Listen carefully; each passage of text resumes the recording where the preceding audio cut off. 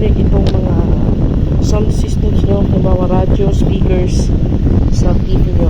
So napapansin nyo, ito yung radio, may antenna, pero meron siyang MP3, USB TF, tapos Bluetooth, MP3, basta MP3, and switch to charging.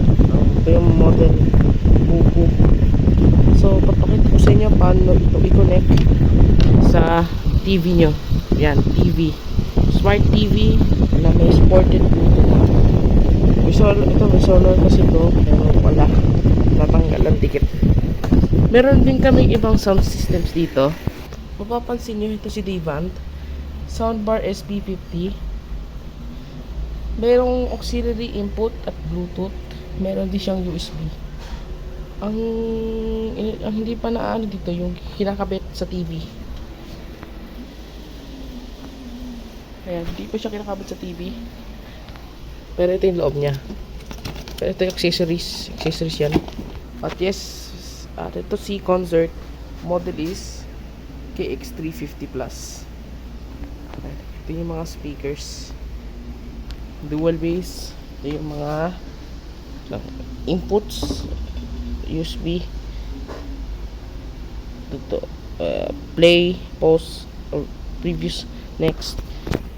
Mic inputs, itong dalawa para sa bass and treble. Ito yung volume, source volume. Ito yung mic inputs.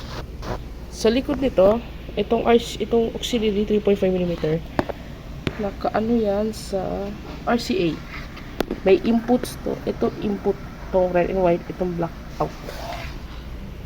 So actually pwede naman auxiliary para i-connect sa TV nyo, kaso hindi abot sa TV ito.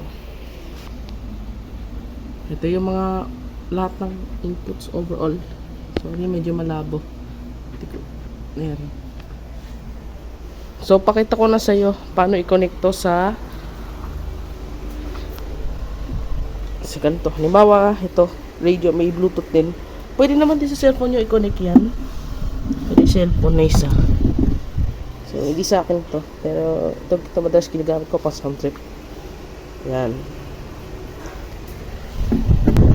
Una ang gawin natin, buksan natin to. Ano ba? Anong hanapin? Bluetooth mode.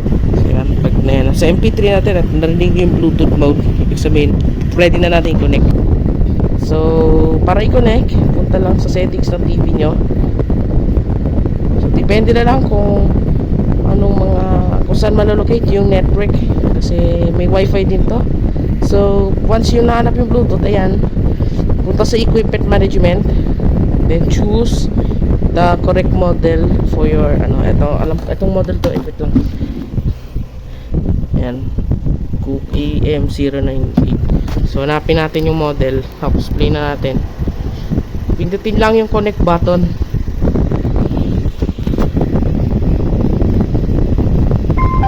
Ayan, narinig nyo na yun. Wait lang. So, meron na siyang connect na siya sa Bluetooth. So, adjust natin yung volume. At okay. And once na connected, syempre kung ibang speakers yan, antayin nyo yan sa baba, then connect nyo. That's it. So, back na natin. And then, play na natin yung music. Adjust yun lang ang volume sa Bluetooth nyo. Ayan, 55 sa akin. Okay na yan. Siyempre, para use copyright, yun na lang. Ang pinatutugtog ko ay NCS, no copyright sounds. Usually, hindi naman tayo makaka-copyright nun, pero mas okay na din.